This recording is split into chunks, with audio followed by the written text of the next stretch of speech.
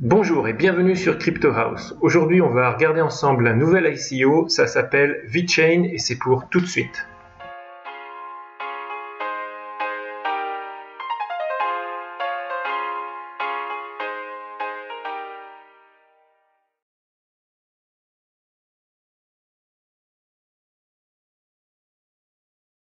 VeChain souhaite s'attaquer à un très gros marché, le marché de la voiture d'occasion. Et ce qu'il propose, c'est un historique des véhicules 100% fiables sur le blockchain. Le marché de la voiture d'occasion a un peu plus de 100 ans. Je pense que depuis 100 ans, on a les mêmes problèmes. Quand on achète une voiture d'occasion, c'est très risqué. On a un manque d'informations souvent sur le véhicule. Parfois, il y a des fausses informations, des faux carnets d'entretien sur certains types de véhicules de sport, par exemple. Il y a sur n'importe quel type de véhicule la falsification souvent des compteurs kilométriques, des accidents maquillés, et on ne sait pas non plus si la voiture elle a été maltraitée ou non. Donc c'est un marché qui a besoin de sang neuf, qui a besoin de quelque chose de nouveau. Parce qu'on est en 2018 et on a encore des problèmes quand on achète une voiture d'occasion et ça c'est pas normal. Donc VeChain a lancé leur ICO il y a quelques semaines déjà. Ils ont passé le Stage 1 et ils en sont au Stage 2. Donc il y aura jusqu'à 6 stages. En fin de compte, ça dépendra s'ils arrivent à vendre ou pas tous leurs tokens. Et l'ICO se termine le 15 avril. Donc pour une fois, c'est un ICO que je vous présente où il y a un petit peu de temps pour réfléchir, pour faire d'autres analyses, en plus de ce que je vais vous présenter.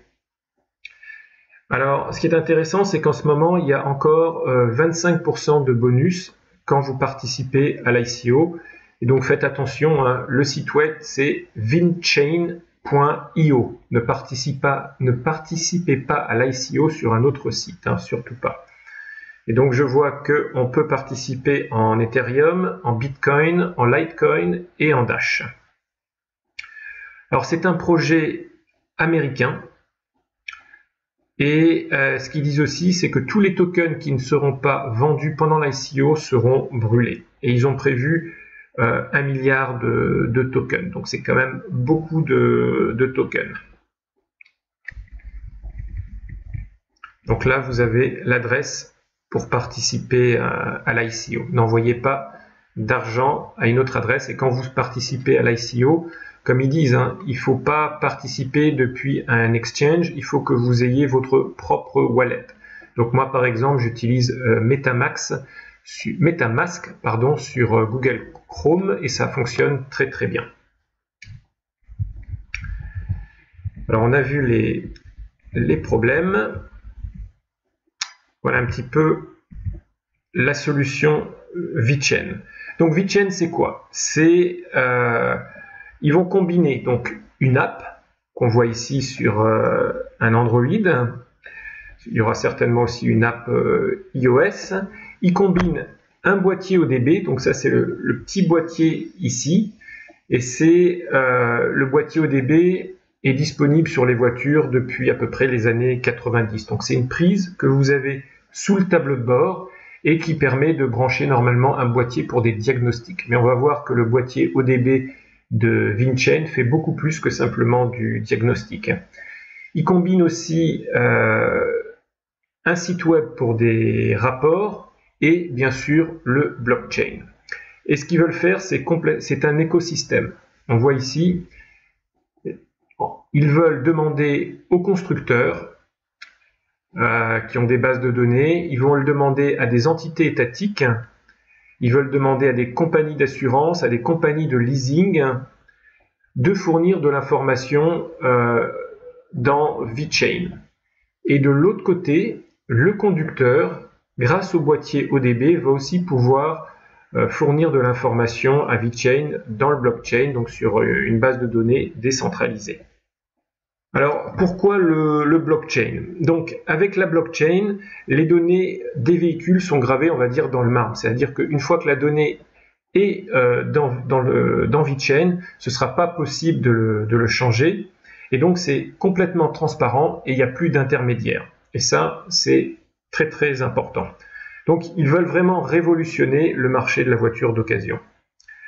Par rapport à d'autres projets qui existent dans le domaine que je vous présenterai un autre jour, ce qui est intéressant ici, c'est le boîtier ODB. C'est-à-dire que quand vous allez rouler, le boîtier ODB va collecter de l'information qui sera envoyée dans la blockchain de VeChain.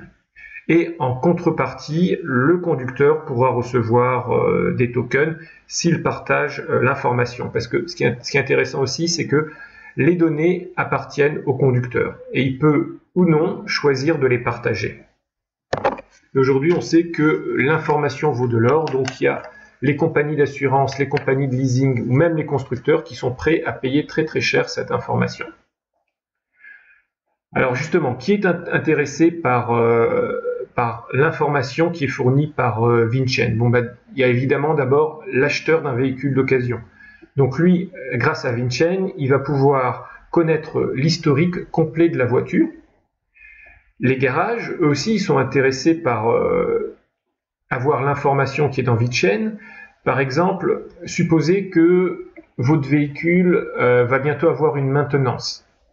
Grâce au boîtier ODB, le concessionnaire pourrait recevoir l'information donc que votre véhicule va avoir bientôt une maintenance et il pourrait vous proposer par exemple une remise sur la maintenance. Et donc, bien sûr, les garages sont prêts à payer pour cette information pour essayer de vous avoir comme client. Ensuite, les compagnies d'assurance. Elles, ce qui les intéresse évidemment, c'est tout ce qui est big data. Toute cette information, elles vont pouvoir récolter donc de l'information sur la façon dont sont utilisées les voitures de manière générale ou la façon dont vous conduisez par exemple. Le boîtier et l'application, qu'est-ce qu'ils vont faire exactement? Donc le boîtier, il va récolter de l'information sur l'auto, sur la santé de l'auto.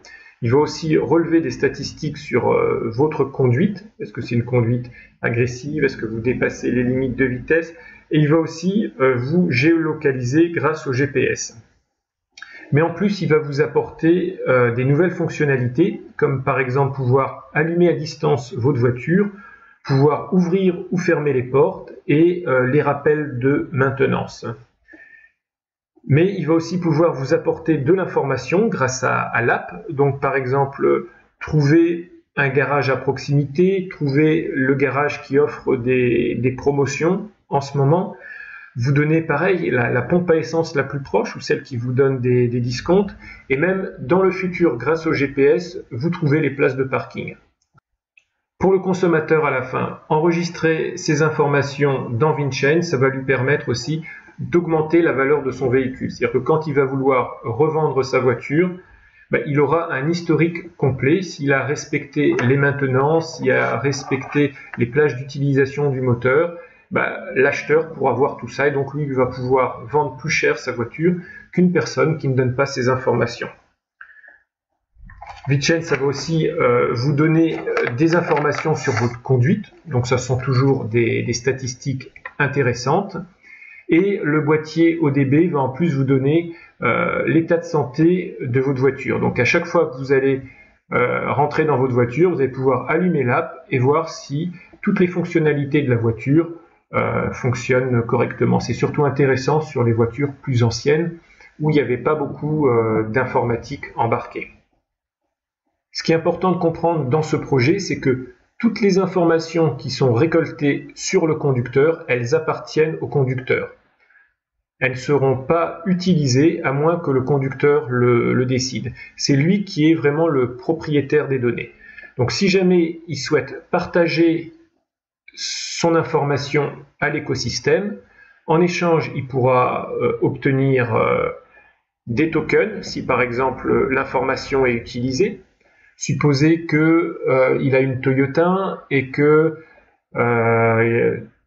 donc une Toyota par exemple Corolla et Toyota souhaite avoir des statistiques sur les Toyota Corolla de tel modèle. Grâce à VeChain, ils vont pouvoir interroger la base de données et récolter l'information. Et donc si jamais Toyota récolte l'information sur votre voiture, vous recevrez en échange un petit peu de tokens. Aussi, ça intéresse beaucoup, ça, bien sûr, les compagnies d'assurance. Donc, si vous êtes un bon conducteur, les compagnies d'assurance seront prêtes à vous donner jusqu'à 30% de remise sur votre prime d'assurance. Donc, côté B2B, il y aura un site web donc, pour les professionnels. Ils pourront consulter l'information, la récolter, l'analyser sur une plateforme de big data, donc en sortir des statistiques. Et donc les gens intéressés, donc on a dit les constructeurs automobiles, les assurances, mais aussi ça peut être les garages, les constructeurs de pièces, bref, tout l'écosystème du domaine automobile. Ils vont aussi aller encore plus loin parce qu'ils vont fournir pour les développeurs un API et un SDK, donc Software Development Kit, et même une plateforme en marque blanche. Donc, par exemple, on peut supposer que un grand parc automobile, je prends par exemple la Poste, ils pourraient avoir envie de mettre un système comme ça fermé pour leur flotte de véhicules. Donc ils ont vraiment pensé aux professionnels et aux possesseurs de voitures. Côté white paper, le white paper il fait 59 pages. Et pour ceux qui n'ont pas envie de regarder les 59 pages, il y a un long one-pager, très long parce que, comme on le voit, c'est une page où il y a beaucoup d'informations. Alors le token, c'est un token en ERC20 et ils ont fait une petite animation sympa sur le site web qui montre un peu l'écosystème, comment ça marche. Le propriétaire, donc, comme on l'a dit tout à l'heure, il va gagner des tokens en conduisant sa voiture et il peut partager l'information à un des membres de l'écosystème et je ferme ça et en échange donc recevoir des tokens. Et avec les tokens, qu'est-ce qu'il va pouvoir faire? Il va pouvoir dépenser ces tokens chez un membre de l'écosystème ou alors il pourra les échanger tout simplement contre des euros. Au travers d'un exchange. Et pareil, les entreprises qui veulent utiliser les bases de données au travers de l'API, par exemple, elles devront passer par les tokens. Pareil, donc celles qui veulent faire du big data, elles doivent passer par le token. Donc le token ici, ça va aider à faciliter les échanges et faciliter le paiement. L'équipe, elle est composée d'une vingtaine de personnes, dont plus de la moitié ont déjà pas mal d'expérience dans le domaine de l'automobile, donc ça c'est rassurant, c'est une bonne chose. Donc le CIO c'est Alex Miles. Ce qui est bien, c'est qu'ils ont à chaque fois leur LinkedIn qui est associé à leur profil. Et Alex, lui, il a de l'expérience chez Bitcar Auction, donc une société de vente aux enchères dans l'automobile, et donc lui il connaît bien la problématique de la fraude. Ensuite on a André ici, donc André il dit qu'il est Bitcoin enthousiaste, mais c'est surtout un expert dans le domaine automobile. Donc il a d'abord créé une société en 2008 qui s'appelle Easy Export US, qui est une société en fin de compte d'exportation de véhicules américains. Ensuite, il a aussi créé une seconde société après qui s'appelle VinGuru. Et en fin de compte, VinGuru fait un peu ce que veut faire VinChain, mais dans le monde traditionnel Internet. Donc vous entrez votre numéro de VIN, donc le numéro de série de la voiture, et puis il va vous donner l'information sur votre automobile. Donc en fin de compte, VinChain, c'est un VinGuru puissance 10. Et ensuite on a le reste de l'équipe.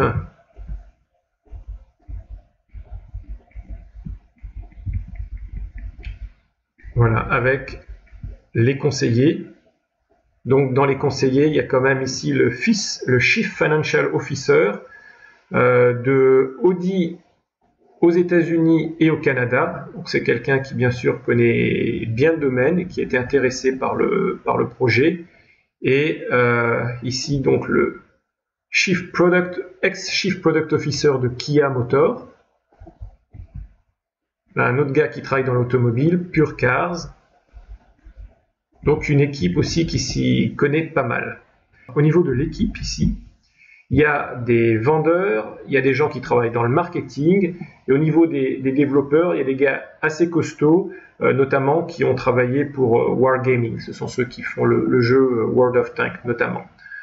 On voit quand même qu'il y a beaucoup de Russes, hein, même si c'est une société qui est établie aux États-Unis, on voit qu'il y a pas mal de Russes dans l'équipe. Alors si on regarde le roadmap, donc après l'ICO, ce qu'ils vont faire, c'est passer la version alpha actuelle que je vais vous montrer tout à l'heure sur le blockchain. Donc ils ont déjà un produit qui fonctionne. Donc ça c'est bien, c'est-à-dire qu'on n'investit pas simplement dans du papier. Il y a marqué ici, voilà, la version alpha, elle est live. Ensuite en juin, ils vont passer la version à la version bêta qui va inclure la partie API, l'app et les rapports. Ensuite, au troisième trimestre, ils vont commencer à démarrer les ventes en Europe et aux États-Unis. Et début 2019, voilà, ils vont démarrer la partie Big Data et proposer ça aux entreprises. Donc c'est la deuxième partie du projet. Si on regarde la partie communauté marketing, donc ils ont Twitter, 4800 utilisateurs, ils ont Facebook, ils ont Telegram, ils ont ici un blog avec des articles, ils ont Medium, ils ont Reddit et ils ont Bitcoin Talk. Si on va sur Twitter, donc on a dit 4900 abonnés et ils publient à peu près tous les 2-3 jours. Je dirais que c'est bien, mais ça pourrait être mieux. Puis 4900, c'est quand même assez moyen comme nombre d'abonnés. D'ailleurs, hop, je vais les suivre. En termes de concurrents, il y a un projet qui s'appelle Car Vertical, qui est aussi intéressant. Je pense que je vais vous le présenter aussi. Ils ont eu leur ICO qui s'est terminé il y a quelques semaines. Et là, c'est un projet européen, un petit peu moins complexe parce qu'il n'y a pas le boîtier ODB dans les voitures. Mais donc, ils ont un concurrent européen. Je vais vous montrer quand même un petit peu le site parce qu'il a le mérite d'être très bien fait. Voilà, on passe chaque fois, on suit la voiture, la route, vers chacune des fonctions. C'est un site qui est très long, avec beaucoup d'informations. Voilà, des photos, des liens sur le blog, des vidéos. Ok, donc qu'est-ce que je pense du projet? D'abord, on va regarder les points négatifs. Donc, la première question que je me suis posée, c'est comment vont faire les gens qui ne sont pas du tout familiarisés aux cryptos et qui n'ont pas de crypto? Est-ce qu'ils vont pouvoir rentrer dans le système facilement? Ça reste à voir. Ensuite, je ne sais pas non plus comment ils vont distribuer le boîtier ODB. Est-ce qu'ils vont l'envoyer par la poste? Est-ce que ça va être au travers de votre assurance? Non, ils n'en parlent pas. Aussi, ce qui est important, c'est que la partie marketing n'est pas vraiment évoquée et on sait qu'un projet comme ça, pour qu'ils grossissent, ils doivent mettre beaucoup d'efforts au niveau du marketing. Donc ça, ce serait bien qu'ils nous en disent un petit peu plus. Dans les développeurs, ils ont beaucoup de développeurs, mais simplement 2 dans le blockchain. Est-ce que ça suffit? Donc ça, c'est une question ouverte. Et c'est un projet donc très ambitieux. Est-ce qu'ils vont réussir à fédérer les assurances? Est-ce que les assurances vont vouloir utiliser leur boîtier ou un boîtier identique, je dirais, estampillé au nom de l'assurance? Est-ce qu'ils vont réussir à avoir les bases de données étatiques, à les rentrer dans la blockchain? Tout ça, c'est une grande interrogation. Évidemment, le succès de la société dépend grandement de ça. Bon, par contre, il y a beaucoup de choses aussi que j'aime bien. D'abord, c'est un projet où ils le disent, il y a une version, voilà, on va aller sur la version alpha. Donc, le projet est live, on peut rentrer gratuitement son numéro de série et puis checker de l'information. Et il nous donne aussi ici des exemples de rapports. Voilà, donc là on a une Buick Regal de 2011. Donc il donne des informations sur l'auto, et là, il y a quand même un historique de données.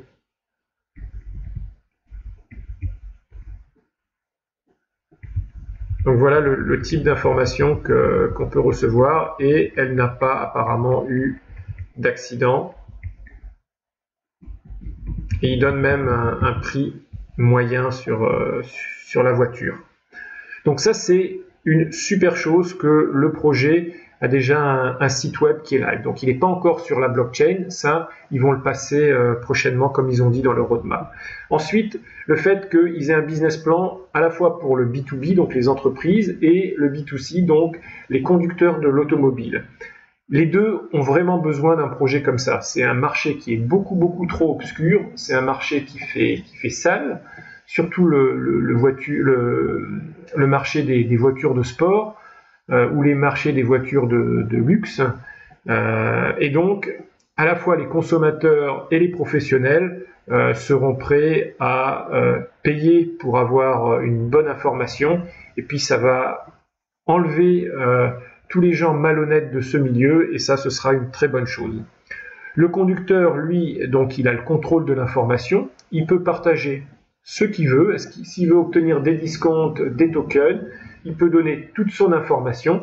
J'ai même lu que si vous donnez votre position GPS, par exemple une station à essence devant laquelle vous passez tous les jours, elle pourra vous envoyer des coupons, des promotions, parce qu'elle se dit, le gars il passe devant chez moi tout le temps, il ne s'arrête pas, alors je vais acheter de l'information et essayer de l'avoir comme client. Donc ça peut aller très loin.